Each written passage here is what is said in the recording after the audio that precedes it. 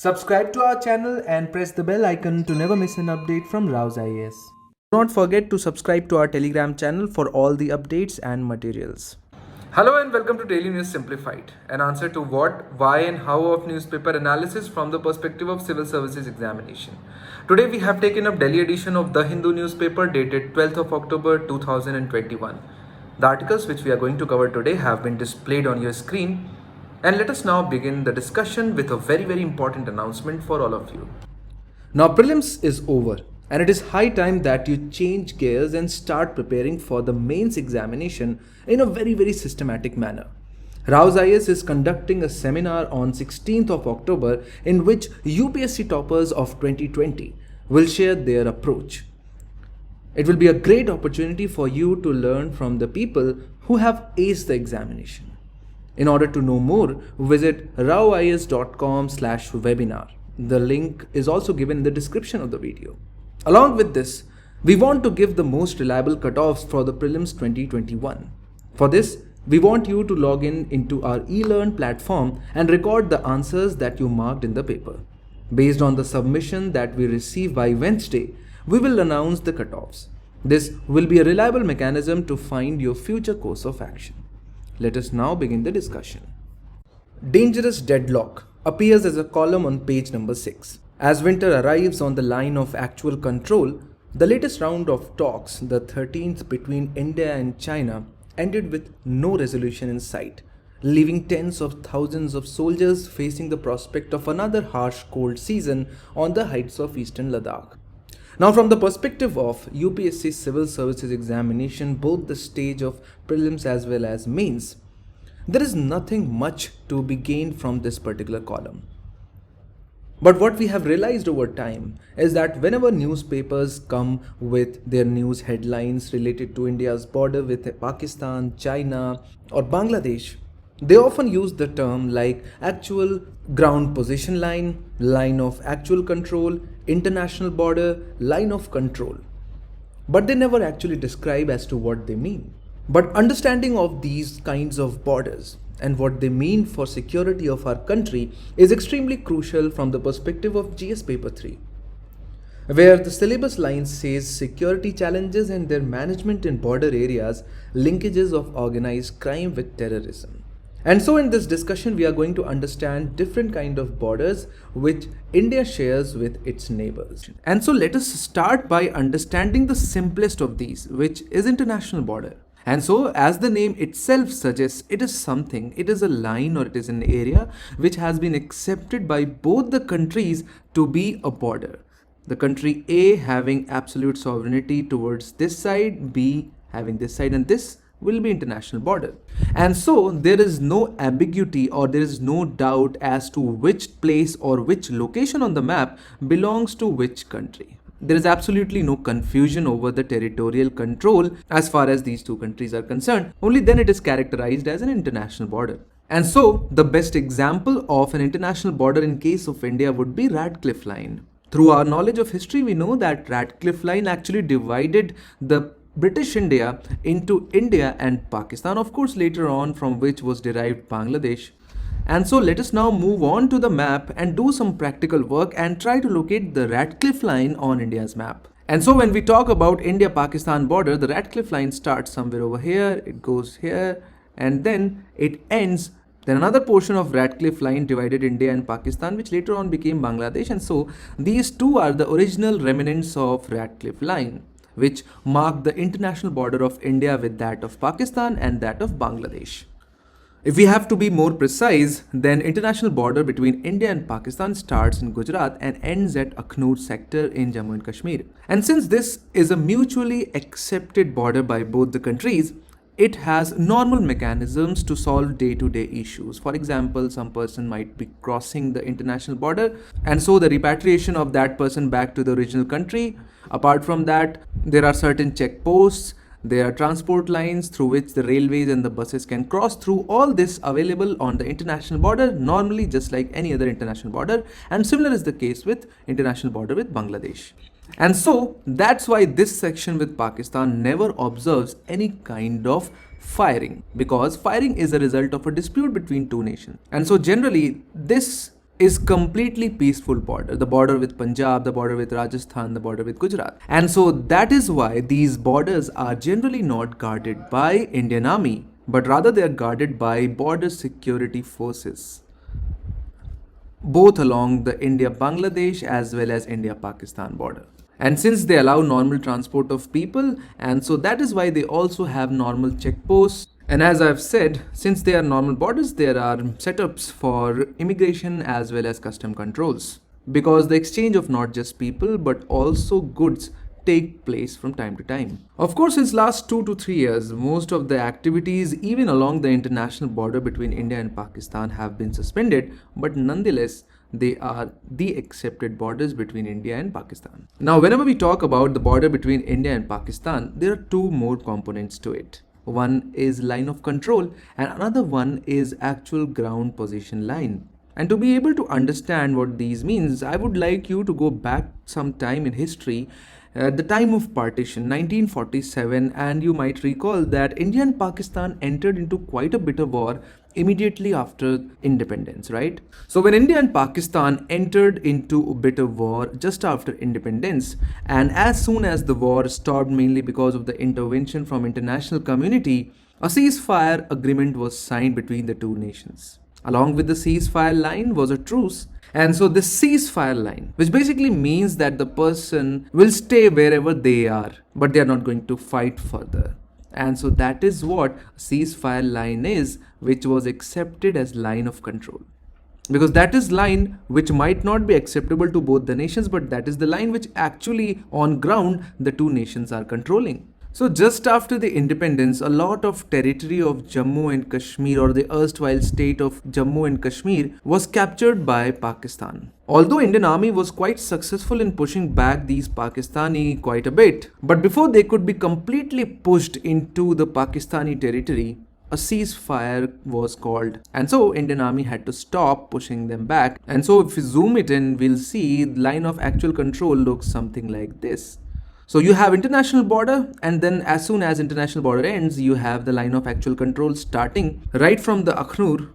And so this region of Jammu and Kashmir beyond the line of actual control is known as Pakistan occupied Kashmir. Now there are two things which are important, which you should note very, very distinctly over here. First and foremost is the term itself. Line of control is a very particular and specific term denoting only this particular line starting from Akhnur and going up to Siachen Glacier.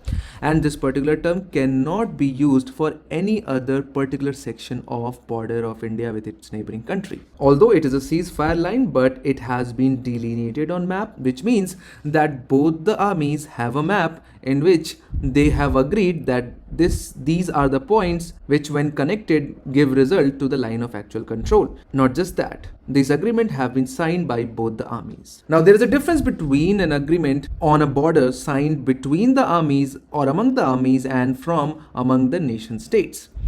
And this is what a basic difference between international border and non-international border is. And so you can say that line of actual control is kind of a practical arrangement on ground among the militaries of the two countries. But having been delineated on map and having been agreed by both the armies does not implies that it is agreeable condition or situation as far as both countries are concerned. It is still disputed. We still show Pakistan occupied Kashmir in the map of India, which basically means that we do not as of now agree to this particular line as international border, and so it is not a permanent border according to both the countries, but they have agreed to maintain status quo for at least some time to come. Of course, it has lasted for 60 years. Where this line is located could also change, or it could also transform itself into an international border. You never know. So after having understood international border and line of control, it's time for us to understand this last section of India-Pakistan border, which is actual ground position line, which is basically the line which divides India and Pakistan as far as the control over Siachen Glacier is concerned. It extends from northernmost point of LOC, which is the point NJ9842, and extends up to Indra Col. Now if you try to understand it on map, there is a point on ends, beyond which this whole region which I am shading in green color was simply not delineated because it is so inhospitable that no one thought anyone could even claim the control over there. or could even go there because it is 𝐔𝐏𝐻𝐻 Glacier. And somewhere around here is Indra Col. And a straight line connecting these 2 points is actual ground position line. On western side sits Pakistan, and on eastern side we have complete 𝐔𝐏𝐻𝐻 Glacier to our control. So when we talk about India's border with Pakistan, it consists of international border, with blue color, line of control with black color, and finally the blue color actual ground position line. And so we are left with only one kind of border, and that is line of actual control, which is used to refer to the disputed border which we share with China. And so when we have discussed line of control which has been delineated on map and have been signed by both the armies, but in case of line of actual control, it has never been put on map. And if you are going through newspapers every day, that is the actual problem. Chinese lie claim to a territory which India does not agree to. India sends troops to a region which China says belongs to them, and that is happening only because this particular line or a boundary has never been put on map. There is no agreement between these two countries as to where the actual control should lie as far as both these nations are concerned. And so this particular line of actual control remains ambiguous even as of now. If we talk about its segregation, it is divided into 3 sectors: eastern, middle and western. The eastern sector, which spans Arunachal Pradesh and Sikkim, the middle sector in Uttarakhand and Himachal Pradesh, and the western sector, of course, in Ladakh. However, the line of actual control in Ladakh region does not conforms with the political map of our country which you are habitual of seeing. It runs something like this, with Aksai Chin controlled by China. Although it has never been put on map, but there is some kind of agreement to actually decide some of the points, and that was done in 1993 through agreement to maintain peace and tranquility. Through this agreement, India and China decided to maintain status quo on their border pending any eventual boundary settlement. So boundary settlement has not taken place, but until then the status quo will be maintained. Wherever the person is sitting will keep on sitting. But that does not prevent one country from imposing their own perception of line of actual control on the other country. And that is the basic reason why we are having so many scuffles between India and China. So I hope that this discussion would have cleared some of your doubts related to different kinds of borders which India shares with its neighbors. Let us now move on to the next news. HK's largest pro-democracy party shuns patriot-only polls. Most of the city's opposition figures are either jailed or disqualified. So the Hong Kong's largest pro-democracy party will not contest the upcoming patriot-only legislature elections after none of its members met the party's own application deadline on Monday. The decision means the December polls have been effectively boycotted by the city's pro-democracy opposition, with even the movement's most moderate wing deciding it is not worth taking part. So what's going on in Hong Kong? What's the relation of Hong Kong with that of China? And how is Hong Kong able to maintain partial autonomy, although it is being curbed increasingly by China in past 4 to 5 years? Understanding this is very crucial to understand the world history, which is a part of your GS paper 1 syllabus in main stage. Because it says history of the world will include events from 18th century such as Industrial Revolution, World Wars, redrawal of national boundaries, colonization and decolonization. Hong Kong as a city-state has been a part of British territory until as late as 1997. Also from the perspective of international relation, it becomes important. And so what we are going to do is that first we will understand the historical evolution of Hong Kong as a city-state, and then what are the current problems with Hong Kong and China are facing among each other. Now starting with prelims perspective, Hong Kong forms a part of Pearl River Delta, where the Pearl River flows into the South China Sea. So that is important aspect from the perspective of prelims examination. Now moving on to the relationship which Hong Kong shares with that of China. So when you look at the map of the China, you can easily see that Hong Kong belongs to the geographical region of China. But the question should arise that why China does not control the Hong Kong same way it controls Beijing and other cities of China. And the answer to that lies in the history. Because Hong Kong was once a part of China before 1842. But Hong Kong was acquired by Britain after defeating China in the Opium War. Now, to give you a little bit of context, the war broke out after the Qing dynasty, which ruled China, attempted to crack down on illegal opium trade that led to widespread addiction in the Chinese. And hence, as a result of this crackdown over opium trade, there was a war between Britain and China. And finally, in 1842, China agreed to cede the island of Hong Kong to British in perpetuity through the Treaty of Nanjing. So this treaty was organized at Nanjing, where the defeated party, China, agreed to give away the island to the Britain. Then over the course of 50 years, United Kingdom gained control over all three main regions of Hong Kong. So it started with Hong Kong Island, then came the Kowloon Peninsula, and finally the new territories, which were a swath of land that comprises the bulk of Hong Kong today. So you can compare the scenario with that of India. Initially, the British had a very small territory in the coastal locations of our country, and from there they gradually started expanding their rule towards the inside of the mainland. And then finally in 1898, the Convention for the Extension of Hong Kong Territory was organized, where China agreed to lease all the new territories, which included the three regions as well as the island of Hong Kong, to Britain for the next 99 years, which means if you calculate from 1898, that lease will end in 1997, and it did. And hence, before 1997, Britain decided to withdraw itself from Hong Kong, but it could not leave the citizens of the Hong Kong to the brutal Chinese system of governance.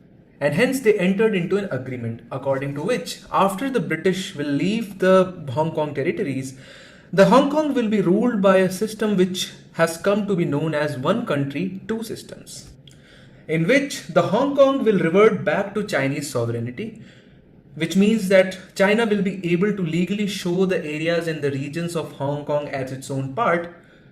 But at the same time, Hong Kong will retain the political and economic system which it had followed since the British occupied this territory. So China was being governed through communist principles, but at the same time Hong Kong was following capitalist system. It was decided that Hong Kong will continue with the capital system of economy, and at the same time China will not interfere in the way of life of the people of Hong Kong. And China would preserve Hong Kong's judicial as well as legislative autonomy for the next 50 years, which will be over in 2047.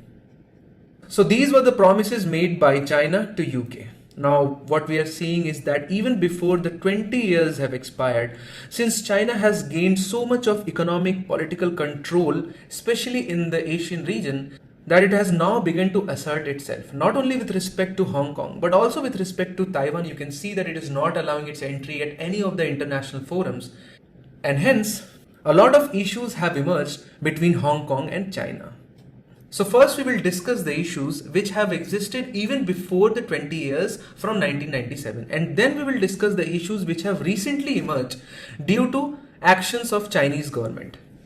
So you know that when two territories, even if they are adjacent to each other, if they are governed by different rules, they evolve different ways of life.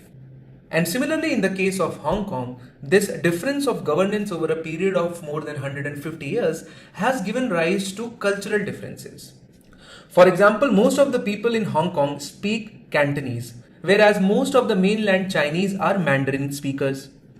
Also, since the people of Hong Kong were under the system of British laws, which provided them very good amount of freedom. Whereas, if you know the history of the Chinese communism, nationalism since 1949, you can see that how the freedom of speech and expression have been throttled in Chinese mainland. But at the same time, Hong Kong people were free to express themselves not only in matters of art and culture, but also in terms of political affairs. So a stark contrast between the ideology and thinking of the people of these two regions have developed in past, which has led to the reluctance of the people of Hong Kong to assimilate themselves with the mainland Chinese. But at the same time, mainland China has tried a lot to impose Mandarin and various other aspects of their own way of life over Hong Kong, which was fiercely opposed by people of Hong Kong. So these were the flashpoints which existed even before 1997. But as you have seen just now in the discussion, that China promised 50 years of no interference in matters of Hong Kong. But even before 2020 has ended, a lot of issues have emerged. For example, the matter of democracy in Hong Kong. So one of the major flashpoints between Hong Kong and China is the way they elect their leader or the person who is going to govern the Hong Kong, which is known as CEO or Chief Executive of Hong Kong. Now Hong Kong's chief executive elections are held every 5 years. And under the city's electoral system, only members of a select election committee can vote for the post of CEO. So you can clearly see that there is no right of universal suffrage. Members of election committee, which are around 1200, elect the CEO. Now you might ask that this is something similar to what we do for Rajya Sabha or a system of electoral college for election of president in United States of America. But the difference between these two is that the election committee consists of interest groups. And majority of members of this election committee is formed by industrialists having big business interests in mainland China. Similarly, it consists of deputies which are then appointed by Chinese government, and it also has a membership of members of National People's Congress, which is the highest organ of the state power, or you can say it is the national legislature of China for what it is worth. So now you can understand that the person favorable to the mainland China and the policies of the Beijing will have a chance of getting elected at the post of Chief Executive of Hong Kong.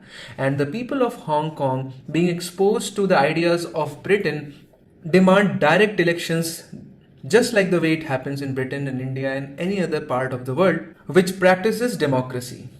So this is one matter. Then another matter is the Chinese efforts to gain greater and greater control over Hong Kong. For example, last year, Chinese government tried to enact a law in Hong Kong which would have enabled extradition of any Hong Kong citizen to mainland China for investigation, arrest and any other purpose. And similarly, the article because of which we are having this discussion is about the new security law which has been recently passed and approved in China, the provisions of which are extremely draconian. For example, Beijing is going to establish a new security office in Hong Kong. Now, so far, Beijing does not openly and legally operate such an office. Although intelligence agencies of China are active in Hong Kong, but now it has gained the power to legally establish such an office. Then it has defined new crimes. And the most important aspect of that is it has included the damage to public property under the definition of terrorism. Now, if you are reading newspaper continuously, you might have seen in last 1.5 years, a lot of people from Hong Kong were out on the streets protesting these developments. And those protests also led to considerable damage to public property. And now China has equipped itself with a very fierce law, and it becomes even more fierce because there are provisions that Chinese authorities will decide that whether some of the trials can be conducted behind the closed doors exactly the same way they do their own trials in the mainland China. And now it has introduced the similar provisions for the people of Hong Kong as well. And in response to this, in response to what China is doing to the people of Hong Kong, Britain has now decided to intervene and has offered all those people from Hong Kong citizenship who are willing to come over to United Kingdom. And as China has raised very strong objections to this offer of Britain, and has assured United Kingdom of guaranteed response if United Kingdom goes ahead with such a plan. And the next news talks about how the people of industry and private sector in Hong Kong are not creating any trouble to this new law because of two main reasons. Now, one of them is coronavirus, or COVID, has already led to a sharp decline in economic activity. And then Hong Kong has been facing a lot of law and order interruptions over a period of 2 to 3 years, and hence no person doing business would want that, and hence especially the industry people have come to the terms of this new law. So this is as far as the issue of Hong Kong is concerned. Notes are available in the PDF. Let's now move on to the next news. The next step is the constitutional right to health. Is an article written by Nobel laureate 𝐀𝐧𝐬𝐻 Satyarthi. Because presently, any investment in healthcare has failed to translate into a sense of security and sanctuary for many Indians. Now, health as a fundamental right, whether it should be recognized as one or not, directly maps to your UPSC mains syllabus of GS Paper 2, under which issues relating to development and management of social sector, services related to health, education and human resources is a part of your syllabus. And so if someone says that health should be recognized as fundamental right, that obviously means that health currently is not a part of your fundamental rights. But there are certain articles which indirectly talk about health, but not as a fundamental right. For example, under Part 3, which deals with fundamental right, Article 23 and 24, which respectively deal with prohibition of traffic in human beings and forced labor, and prohibition of employment of children in factories, deal with health. For example, Article 23 indirectly protects physical and mental health of the people trapped in trafficking, whereas Article 24 provides that no child below the age of 14 years shall be employed to work in any factory or mine or engaged in any other hazardous employment, and hence it also protects the health of the children working in hazardous environment. Similarly, if we look into Part 4, which is Directive Principle of State Policy under Article 39, Clause E, the state shall in particular direct its policy towards securing that the health and strength of workers, men and women, and the tender age of children are not abused, and that citizens are not forced by economic necessity to enter avocations unsuited to their age or strength. Article 42 talks about provision for just and humane conditions of work and maternity relief, which indirectly is all about the health of the citizens. Article 47 talks about duty of the state to raise the level of nutrition and the standard of living and to improve public health, including endeavor or effort by the state to prohibit consumption of intoxicating drinks and of drugs which are injurious to health except for medicinal purposes. Some other health-related provisions can be found in the 11th and 12th schedules as subjects within the jurisdictions of panchayats and municipalities respectively. These include the duty to provide clean drinking water, adequate healthcare and sanitation including hospitals, primary healthcare centers and dispensaries, promotion of family welfare, development of women and children, promotion of social welfare. And so you can totally understand, although not directly as a part of fundamental rights, indirectly health finds its mention not just in directive principles of state policy, local governance, but also in Part 3, that is fundamental right. But it is not as explicit as that of right to education, or right to equality, or right against exploitation. And that is where Mr. Kailash Satyarthi, among many others, argue the positive impacts of right to health, because he says depriving right to health to the people of our country deprives its most vulnerable sections, farmers, women and children, of right to their livelihood. For example, majority of farmers remain at a loose end when it comes to their own rights and well-being. Without an anchor during the times of severe illness or disease, generations of children of small and landless farmers and unorganized migrant and seasonal workers are thrown into bondage and debt by having to pay for medical costs from their limited earnings. Also, employment benefits seldom reach them. As far as women are concerned, we know that they bear disproportionate burden of the gaps in our healthcare system. The taboos and patriarchal expectations surrounding their health lead to immense avoidable suffering.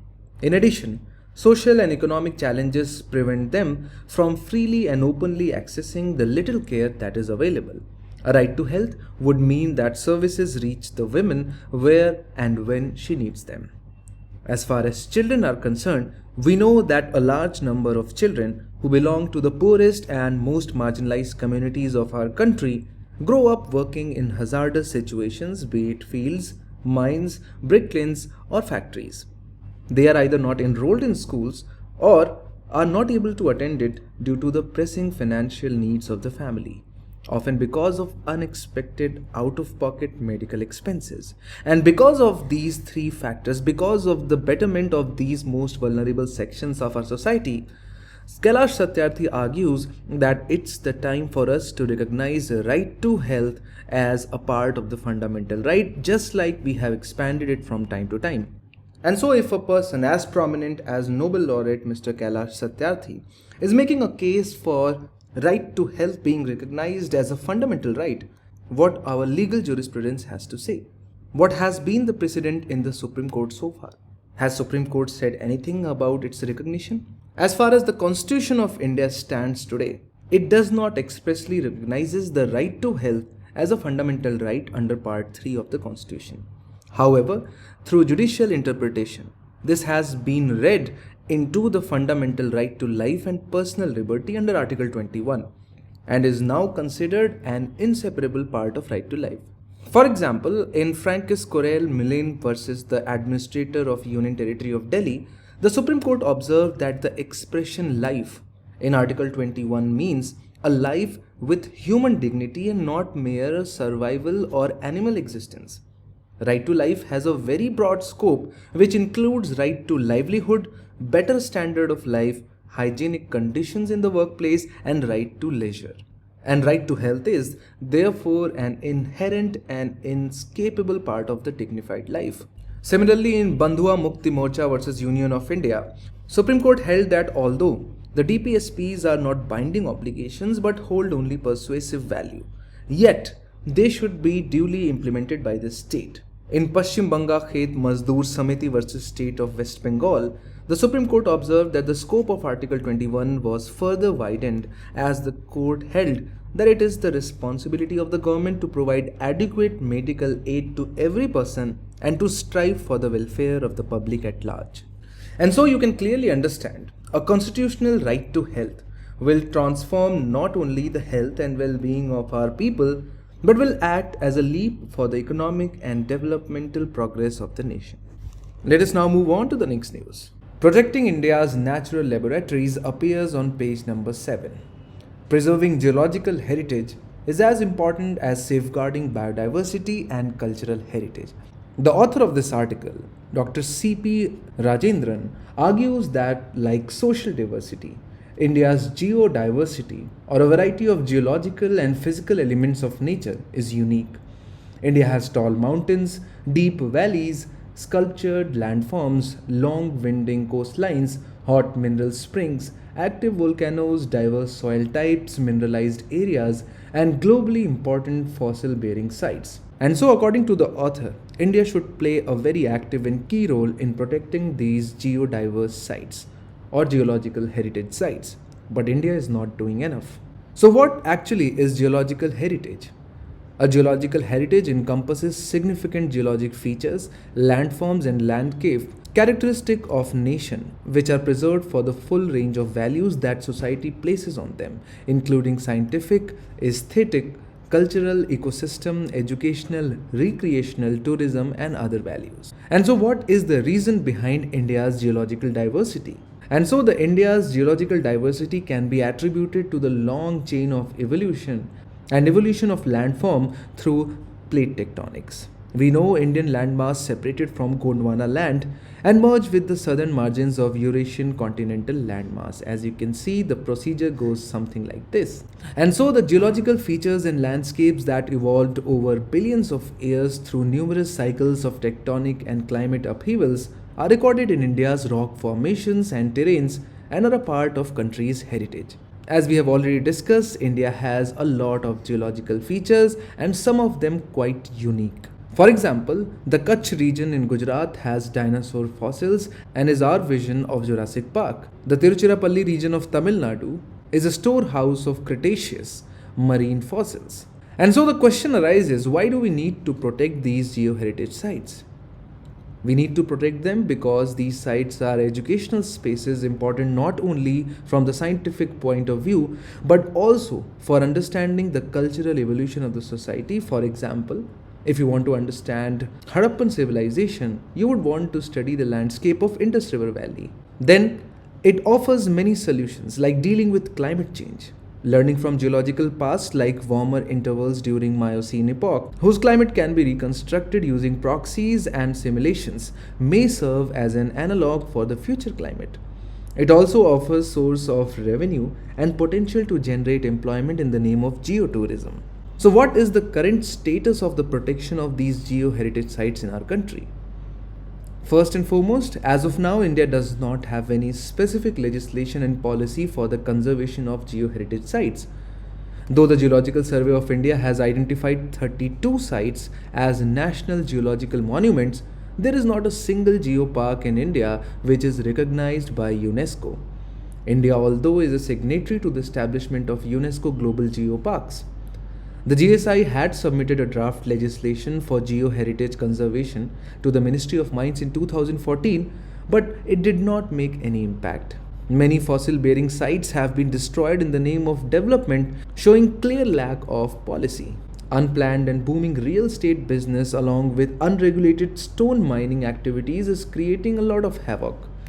For example, high concentration of iridium in the geological section at Anjar in Kutch district provides evidence for massive meteoritic impact that caused the extinction of dinosaurs about 65 million years ago.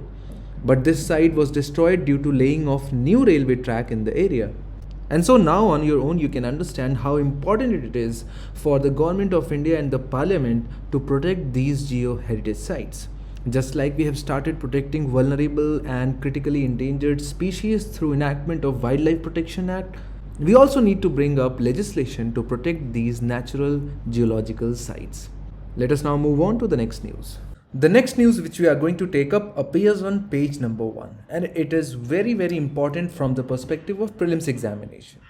Nobel for research on wages and jobs. So the Nobel Prize for Economics has been awarded yesterday to US-based economist David Card for pioneering research that showed an increase in minimum wage does not lead to less hiring and that immigrants do not lower pay for native-born workers, challenging the commonly held beliefs. The prize has been shared with 2 others for creating a way to study these types of societal issues. And so we are going to understand their work very succinctly. So the 3 people who have got the Nobel Prize are David Card, Joshua Angrist, and Gordo Imbens. Their work has provided new insights about the labor market and showing conclusions about cause and effect can be drawn from natural experiments. So if you want to understand their work, we will have to first understand a very important natural concept or law which especially in science holds a very prominent place, which is called as cause and effect. To every effect there is a cause, and if there is a cause there must be an effect. So for example, if there is a gravity, things will move according to the gravity, they will move according to the gravitational law. So if a stone is thrown from the top of a building, it will definitely fall. And if something is falling, then there has to be gravity to pull it. Similarly, if prices of product rise, either there would be increasing demand or their supply would be less, leading to scarcity and rise in demand. And so following these natural laws, we have tended to believe that they would work in economy as well. Because in economy, sometimes we observe that there is an effect which cannot be attributed to a single cause. For example, sometimes increase in demand of a product does not result in increase in prices. Or for example, it is a commonly held belief that if a lot of migrant workers migrate into a city, there would be a lot of people providing for the jobs and services, and hence the minimum wage would go down, or the practical wage, the wage which is given to the person per day. But as the work done by these economists show, it is not always the case. And so these 3 economists have developed a statistical model showing answers to these questions and similar questions using natural experiments. The key is to use situations in which chance events or policy changes result in groups of people being treated differently in a way that resembles clinical trials in medicine. And so using natural experiments, Dr. David Card has analyzed the labor market effects of minimum wages, immigration and education. His studies from the early 90s challenged conventional wisdom, leading to new analysis and additional insights. The results showed, among other things, that increasing the minimum wage does not necessarily lead to fewer jobs. And if you analyze the full impact of this study, it's immense. Because more often than not, the capitalists, the multinational companies, they argue that they should not be forced to raise the minimum wages by the government. Because they argue, higher the minimum wage, lower will be their ease of doing business, and hence they will be forced to either shift the production or increasingly resort to automation. But their results show that increasing the minimum wage does not necessarily lead to fewer jobs. In some cases it might, but not in all the cases. Some of the other examples include extending compulsory education by a year for one group of students will not affect everyone in that group in the same way. Some students would have kept studying anyway, and for them, the value of education is often not representative of the entire group. And so to demonstrate this, the economists have prepared a graph. On y-axis, you have income of individuals, and on x-axis, you have years of education. And as you can clearly see that these two are largely positively correlated. Higher you study, higher will be your income. So for example, a person on an average having 11 years of formal education, if that person is likely to have this income, the person having 16 years of education will have 65% more income. But does that mean a person having 17 years of formal education will have higher income? No, that causation ends right there. And so the work of these individuals, these economists who have won the Nobel Prize, tries to investigate this cause and effect relationship in economy.